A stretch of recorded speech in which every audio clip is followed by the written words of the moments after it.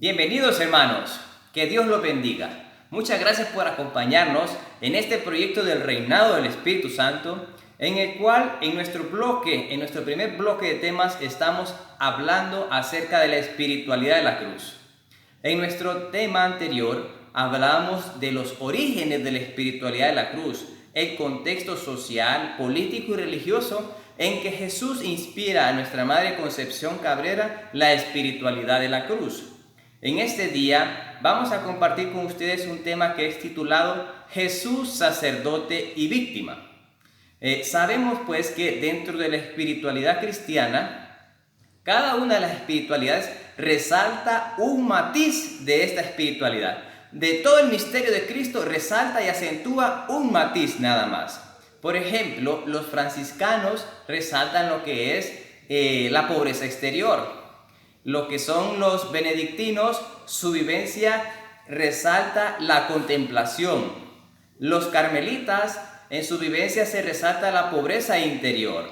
Las hermanas de la caridad, su vivencia resalta la misericordia. Y para nosotros que vivimos la espiritualidad de la cruz, se resalta la transformación en Cristo, sacerdote y víctima. Puesto que la espiritualidad de la cruz es una invitación a imitar de manera concreta a Jesús, sacerdote y víctima, en este punto concreto del misterio de Cristo. Voy a empezar en esta primera parte dando un bosquejo bien resumido y concreto de Jesús, sacerdote y víctima, que después vamos a ir explicando un poquito más ampliamente desde las Escrituras y algunos escritos de nuestra Madre Concepción Cabrera. Primero, la espiritualidad de la cruz desde Alianza de Amor. ¿Por qué desde Alianza de Amor? Porque lo queremos transmitir y compartir para aquellos que también son laicos como nosotros, ya que la espiritualidad de la cruz también lo viven las religiosas de la cruz y también los sacerdotes en una obra que se llama Los Misioneros del Espíritu Santo. Y hay otros laicos también, pero que también con diferente carisma, que se llama Apostolado de la Cruz. Entonces vamos a darle un enfoque desde Alianza de Amor. En la espiritualidad de la cruz seguimos a Cristo, sacerdote y víctima, mediante el ejercicio de nuestro sacerdocio común de todos los bautizados. Todo bautizado tiene sacerdocio común, o sea, todos hemos recibido eso. Ofrecemos a Jesús al Padre y nos ofrecemos juntamente con Él en la cruz de cada día y por manos de María para asociarnos así en la salvación de los hombres y especialmente la santificación de todos los sacerdotes. Y así le damos gloria al Padre, consuelo a Jesús y extendemos el reinado del Espíritu Santo. ¿Qué profundidad hay en estas palabras que acabo de mencionar? Hermanos, Jesús es sacerdote y víctima. La función principal de un sacerdote es ofrecer. ¿Y qué ofreció Jesús? Pues toda su vida hasta llegar al momento de la cruz, y también ahí derramó toda su sangre. Entonces Él fue víctima. Él es sacerdote porque ofrece y es víctima porque se ofrece a sí mismo. ¿Y a quién se ofrece? Jesús se ofreció al Padre para darle gloria al Padre y con el fin de salvarnos a todos nosotros. Entonces es ahí donde podemos ver nosotros a Jesús como sacerdote y víctima. La expresión más clara es Jesús en la cruz, aunque toda su vida también ejerció este ministerio de sacerdote y víctima. Entonces esta es la forma concreta en que quiero yo explicarles que Jesús es sacerdote y víctima. Y ahora vamos a ir viendo un poquito más amplio cómo es que podemos decir que Jesús es sacerdote y víctima. Porque si la espiritualidad de la cruz consiste en imitar a Jesús, sacerdote y víctima, y nosotros no sabemos identificar cómo es que Jesús es sacerdote y víctima, no lo vamos a poder imitar. Para ello vamos a comenzar viendo lo que es el sacerdocio en el Antiguo Testamento, o sea, en la Antigua Alianza. En el Antiguo Testamento el sacerdocio era hereditario, quiera o no. De las 12 tribus de Israel, Dios escogió a una tribu, la tribu de Leví, que era uno de los hijos de Jacob, para que se dedicaran al servicio del templo o santuario, que también se puede llamar. Dentro de los levitas, o sea, de la tribu de Leví, Dios escogió a una familia, la familia de Aarón, que era el hermano de Moisés, siendo así que Aarón fue consagrado ante Dios como sumo sacerdote y sus hijos fueron consagrados, ungidos como sacerdotes. Eso, si usted quisiera leer, está en el libro de Números, capítulo 3, versículo 12, y también puede ver también en capítulo 8, versículos de 5 al 22, y en Éxodo 28, 1. De ahí sale este fundamento del Antiguo Testamento. O sea, de todo el pueblo de Israel, de un pueblo de Israel, Dios escoge una tribu. Y de esa tribu, Dios escoge una familia. La familia de Aarón. Es por eso que el sacerdocio en el Antiguo Testamento era hereditario. Todo varón descendiente de esta familia era sacerdote. No era por vocación, sino por herencia. Y el sacerdocio se aprendía imitando del padre. El hijo aprendía de lo que hacía el padre. En el Antiguo Testamento, o llamado también Antigua Alianza, cuando una persona, un pueblo o un sacerdote cometía un pecado, para pedir perdón a Dios tenía que realizar un sacrificio de un animal, generalmente un cordero, el cual se degollaba para que se derramara toda su sangre. Importante resaltar esto, porque después vamos a ver a Cristo que también derramó toda su sangre. Entonces el animal era degollado para derramar toda su sangre en el altar. Esta sangre derramaba, expiaba el pecado de la persona. Antes de ser degollado el animal, la persona que había cometido pecado, fíjense en este detalle, ponía su mano sobre la cabeza del animal para representar que el pecado de él pasaba a la víctima. Si el pecado era de todo un pueblo, entonces era el sacerdote el que en nombre, en representación de todo el pueblo, ponía su mano sobre la víctima. Todo esto fue a partir de la alianza que hizo Dios con su pueblo en el Sinaí. Después de que Dios había sacado a su pueblo de Egipto y lo conducía hacia la tierra prometida. O sea que todo empezó a partir de la alianza que Dios hizo con su pueblo cuando lo sacó de Egipto. Es importante esto. Los sacrificios, ese sacrificio de ese animal era en expiación de los pecados de cualquier persona. Si era una persona en particular, miembro del pueblo, él ofrecía su sacrificio. Si era un pecado del sacerdote, era otro sacrificio que él también tenía que hacer para expiar su pecado. Si todo el pueblo pecaba, entonces reunía a todo el pueblo y el sacerdote en representación de todo el pueblo también sacrificaba, degollaba un animal para pedir perdón a Dios por esos pecados. Y los pecados de todas las personas pasaban a la víctima, al animal, a través del contacto de tocar a ese animal. Veamos en el libro de Levíticos, capítulo 4, versículos del 13 al 21. ¿Qué características podemos mencionar de este sacerdocio que comenzó a vivirse desde la salida de Egipto hasta el tiempo de Jesús? Ustedes lo pueden leer, yo nada más voy a citar estas características. La primera, el sacerdote es el hombre del santuario o del templo. Donde haya un templo, ahí necesita que haya un sacerdote. El sacerdote ofrece sacrificios con fines expiatorios para pedir perdón a Dios.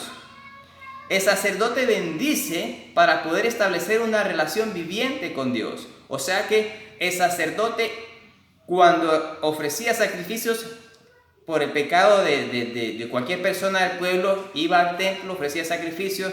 Después de todo ese rito, salía del templo y bendecía al pueblo. Por eso dice que el sacerdote bendice para establecer esa relación entre Dios y el pueblo, porque en ese tiempo la presencia real, se creía que solamente la presencia real solamente estaba dentro del templo, en el Santo Santorum, donde estaba el Arca de la Alianza, o en la tienda también del encuentro, cuando era peregrino al pueblo de Israel en todo el desierto. Entonces, solamente el sacerdote se presentaba ante Dios. Y era él el que, después de venir a hacer ese sacrificio, establecía relación con el pueblo a través de alguna bendición o alguna palabra que fuera revelada por Dios para su pueblo.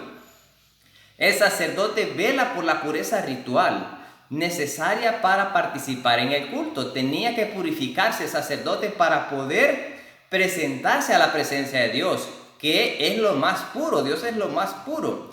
Lo contrario de esto es lo profano. El sacerdote tiene que esforzarse por separarse de lo profano para acercarse a Dios. El sacerdote, para separarse de lo profano y acercarse a Dios, tenía que realizar varios rituales en los que inmolaba animales y ofrecía a Dios para purificarse previo al encuentro, previo a irse a acercar a Dios. O sea que él mismo también tenía que hacer sacrificios por sus propios pecados para estar lo más puro posible y acercarse a Dios para ofrecer otros sacrificios por su pueblo. Comprender esta separación es algo importante para poder comprender la diferencia del sacerdocio de Jesús. La presencia de Dios estaba en el cuartito más pequeño y más privado del templo de Jerusalén, llamado el Santo de los Santos, como lo mencioné anteriormente, al cual solo entraba el sumo sacerdote una sola vez en todo el año. Y eso lo podemos ver en Levítico 16, del 2 al 14. Los demás sacerdotes no podían entrar ahí, se quedaban en una sala que estaba separada por un velo. El resto del pueblo no podía acercarse a Dios. No entraba al templo, quedándose en los patios alrededor del templo, y el sacerdote más bien se separaba del pueblo para acercarse a Dios, para presentar ofrendas y peticiones de parte del pueblo, y al salir del templo comunicar al pueblo las gracias recibidas de Dios, siendo así que el sacerdote es un mediador. O sea, que el sacerdote era el mediador, el enlace entre Dios y el pueblo. El pueblo no tenía acceso a este cuartito privado donde estaba la presencia real de Dios. En ese momento se pensaba, se creía que la presencia real de Dios solo ahí. Y ahí solo podía entrar el sumo sacerdote, en una sala intermedia los demás sacerdotes, y afuera del templo, en los patios alrededor, estaba el resto del pueblo, esperando que el sacerdote saliera con la bendición o con la respuesta de Dios para todo el pueblo después del sacrificio. Importante esto porque después vamos a ver cómo Jesús es el contraste. Entonces sabemos que los profetas anunciaron que iba a venir una nueva alianza. Esto lo podemos ver en Jeremías 3:31. Y esa nueva alianza es Jesús. Jesús como único y eterno sacerdote y víctima. Con esto damos entrada a la siguiente parte, que es el sacerdocio de Jesús. El sacerdocio de Jesús. Jesús vino al mundo para salvarnos, nos dice Juan 3:16, que por tanto amó Dios al mundo que envió a su Hijo único para entregarlo para salvación de todos, y que quien crea en Él se va a salvar. Y para salvarnos de todos nuestros pecados entregó su vida en la cruz, derramó toda su sangre por la expiación de todos nuestros pecados. Y es ahí donde ejerció de manera plena su sacerdocio, y ahí es donde podemos ver a Jesús como sacerdote y víctima. Sabemos que la función principal de un sacerdote es ofrecer. Importante memorizar esto, es ofrecer. Y Jesús en la cruz, Él está ofreciendo toda su vida, puesto que Él mismo había dicho: nadie me quita la vida a mí, sino que yo la doy voluntariamente, porque tengo el poder para darla y el poder para recobrarla. Esa es la orden que he recibido de mi Padre, dijo Jesús mismo en Juan 10:18. Y la víctima que ofrece Jesús es Él mismo. Por eso Juan el Bautista se refirió a Jesús como el Cordero de Dios que quita el pecado del mundo.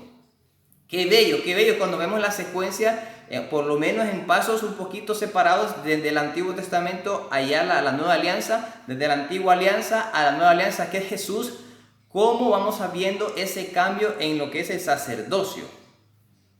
Y este sacrificio, que es el centro del cristianismo, todo lo que nos dejó Jesús fue fruto de ese sacrificio en la cruz. Con Jesús en la cruz, toda la humanidad se crucificó, puesto que Jesús crucificó ahí todos los pecados de toda la humanidad, hermanos. Todo pecado ahí fue expiado, ahí fue perdonado, ahí fue crucificado, ahí fue destruido y vencido. Voy a presentar algunas diferencias, ya que hablamos un poquito ya del sacerdocio de la Antigua Alianza y el sacerdocio de la Nueva Alianza, que es Jesús, algunas diferencias para que identifiquemos el sacerdocio de Jesús. ¿Por qué? Porque en las lecturas, cuando usted lea la Biblia, va a encontrar muchas lecturas de los sacerdotes en el Antiguo Testamento. Incluso todavía era una práctica vigente cuando Jesús estaba en vida. Los sumos sacerdotes, Sanedrín, todos esos sacerdotes seguían practicando el sacerdocio de la Antigua Alianza. Entonces es importante ver las diferencias para saber que ese sacerdocio que practicaba en la Antigua Alianza no es el que estamos nosotros llamados a imitar, sino que en la espiritualidad de la cruz nos llama y es una invitación a imitar el sacerdocio de Jesús. Fijémonos, en la Antigua Alianza la mediación se daba por un hombre que busca la unión con Dios, pero para eso se tiene que separar de los hombres porque eran considerados como pecadores o profanos. O sea, venía el sacerdote, incluso podemos ver en el ejemplo de la parábola del buen samaritano, estaba esa persona necesitada y dice que iba un sacerdote subiendo hacia Jerusalén, o sea, subiendo hacia el templo, y no podía tocar a aquel enfermo, a aquel golpeado, a aquel herido, porque quedaba impuro y ya no iba a poder cumplir sus responsabilidades como sacerdote en el templo, porque iba a tener que hacer ritos de purificación que de repente no le daba tiempo para ir al templo ese momento. Entonces, no es eso lo que Jesús quiere. Jesús, Cristo, sacerdote y mediador, en lugar de separarse de los demás, fue solidario acercándose a los pecadores y no buscaba acercarse a Dios, sino que el Padre, el Espíritu Santo estaba en él. Jesús lo dijo varias veces, el Padre está en mí y yo en él. Porque en él, o sea, Jesús tenía una adhesión perfecta a la voluntad del Padre, de tal manera que la presencia real de Dios estaba en él, porque Jesús es uno en la Santísima Trinidad. Jesús se sacrificó, se realizó, o sea, Jesús, el sacrificio que realizó, lo hizo fuera del templo. Oiga bien, no fue en el templo, fue fuera del templo y también fuera de las murallas del templo, porque el Gólgota está fuera de las murallas del templo.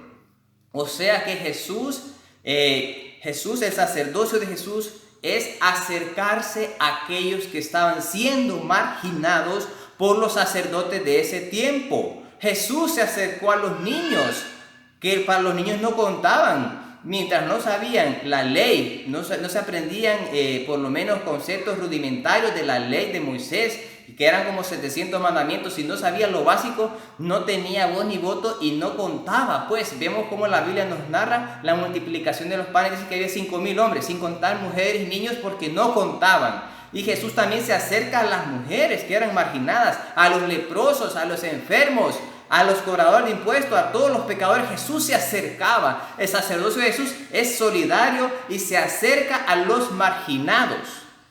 Qué importante y qué bonito, qué profundidad poder ver a Jesús como sacerdote y víctima que no se separa del pueblo para estar con Dios, para acercarse a Dios, porque Dios está en él y tiene una adhesión perfecta a la voluntad de Dios. Dijo Jesús, mi verdadero alimento es hacer la voluntad de Dios. O sea, tenía un hambre de hacer la voluntad de Dios y la hacía porque también es alimento. Qué bello esta primera diferencia entre el sacerdocio de la Antigua Alianza y el sacerdocio de la nueva alianza, que es Jesús. Entonces vemos que en la antigua alianza está lo que es la separación y exaltación, y en Jesús vemos lo que es la solidaridad. En vez de separación hay solidaridad, tanta que se acerca a los marginados, y hay humildad, porque se necesita humildad para acercarse a los marginados, mientras que el otro lado los sacerdotes pues ellos mismos se exaltaban pues. El sacerdocio en la antigua alianza es imperfecto. ¿Por qué? Porque no transformaba a los sacerdotes, puesto que seguían siendo pecadores. O sea que los sacerdotes ofrecían sacrificios, pero ellos seguían siendo pecadores.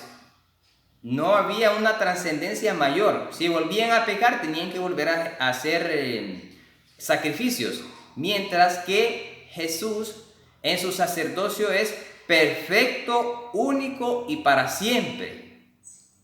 El sacerdocio en la antigua alianza es un sacerdocio provisional, puesto que se tenían que seguir inmolando animales cada vez que la gente cometía pecados. O sea, iban buscando ofrecer la sangre de algún cordero o algún novillo, mientras que el sacrificio que hizo Jesús es un sacrificio 100% eficaz, de tal manera que se hizo una sola vez y para siempre. O sea que la sangre de Cristo tiene poder, como dice una canción por ahí, ya que Cristo como víctima no muere. Jesús no muere, es una víctima que está viva eternamente, o sea que se ofrece de una vez y para siempre y no muere. La víctima está viva y esa vida de Él es la que nos da a nosotros la salvación. Como víctima, Jesús no tiene tacha, no tiene defecto, es santo, es inocente, es inmaculado. Su sacrificio es la transformación y la donación de su existencia misma como ofrenda permanente por todos nosotros. O sea que nosotros podemos resumir el sacerdocio de Jesús en una expresión que fue también como una exhortación para los sacerdotes de ese tiempo. Dijo el Padre a través de Jesús: misericordia quiero y no sacrificios. Jesús lo practicó sin duda. O sea que lo que quería era misericordia. Misericordia, le decía a los sacerdotes, que en vez de acercarse a los necesitados, a los pobres también eran marginados. ¿Quiénes eran marginados por los sacerdotes de ese tiempo? Los niños, las mujeres, los leprosos, los pobres, los enfermos y en general todos, porque cuando iban al templo no podían tocar a ninguno del pueblo porque eran considerados pecadores, aunque también los mismos sacerdotes eran pecadores. Es la ceguera que Jesús mucho criticó. Ahora bien, cuando dice Jesús que quiero misericordia y no sacrificios, es acercarse, ya no el sacrificio, no hacerlo solo en el templo, sino el sacrificio se ofrece cuando yo rompo esa barrera y me acerco a aquel marginado, a aquel necesitado. Eso fue lo que ofreció Jesús. Y cuando dice no quiero sacrificios, no es para no seguir haciendo sacrificios, sino que Jesús es el último sacrificio, es el pleno sacrificio y que se sigue sacrificando en la Eucaristía por todos nosotros. También había una tentación en ese tiempo porque se pecaba constantemente y había una conformidad que se puede comparar a la de este tiempo. Si yo peco, me confieso, decimos en este tiempo. Y en ese tiempo estaba, si yo peco, ofrezco un novillo. Entonces, por eso está esta revelación de que se quiere misericordia y no sacrificios. Entonces, eso es lo que practicó Jesús, misericordia. Y Él se ofreció por todos nosotros. Cristo, en su sacerdocio, abolió toda separación que el sacerdocio de la antigua alianza había creado. La separación que había antes entre víctima y Dios. Pues Cristo es víctima y también es Dios. O sea, en el Antiguo Testamento el sacerdote y la víctima era un animal. Mientras que Jesús es Dios y es víctima, es uno solo. ¿Por qué? Porque Él tiene una docilidad perfecta a la acción transformadora del Espíritu Santo. La separación entre culto y vida también la abolió Jesús, pues ha asumido en su plegaria, que fue su pasión, toda la miseria humana y la ha transformado en ofrenda. La separación entre sacerdocio y víctima, ya que en su sacrificio Jesús es sacerdote y víctima. La separación entre sacerdocio y pueblo, pues Jesús, su sacrificio es un acto de asimilación completa con sus hermanos, ya que su sacrificio no tiene sentido, sino que es por la salvación de todos. No se ofreció por sí mismo, Jesús se ofreció por la salvación de todos. Es por eso que también Jesús ha destruido esta separación entre sacerdote y pueblo. Lo ha unido, porque en Él estuvimos todos nuestros pecados presentes ahí en la cruz. Y este sacerdocio de Cristo que estamos llamados nosotros a imitar, ofreciendo toda clase de sacrificios espirituales desde nuestra propia existencia. O sea que nosotros podemos vivir este sacerdocio de Cristo desde nuestra propia vida. Desde nuestra propia vida. Y la palabra de Dios también nos llama a imitar a Cristo. Nos llama a imitarlo de manera general, como lo podemos ver en 1 Pedro 2:21. Pues para esto hemos sido llamados, ya que también Cristo sufrió por vosotros, dejándonos ejemplo para que sigamos sus huellas. Si alguno, dice en el Evangelio de Mateo, quiere venir en pos de mí, niéguese a sí mismo, tome su cruz y sígame. La espiritualidad de la cruz nos invita a imitar de forma acentuada, en negrita, cursiva y subrayado, este misterio de Cristo que es Jesús, sacerdote y víctima.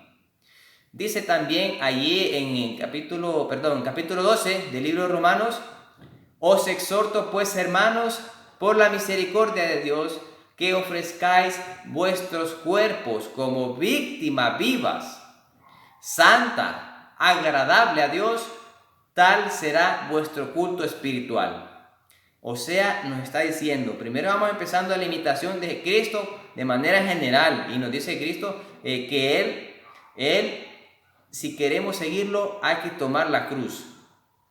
Y también nos dice San Pablo en Romanos que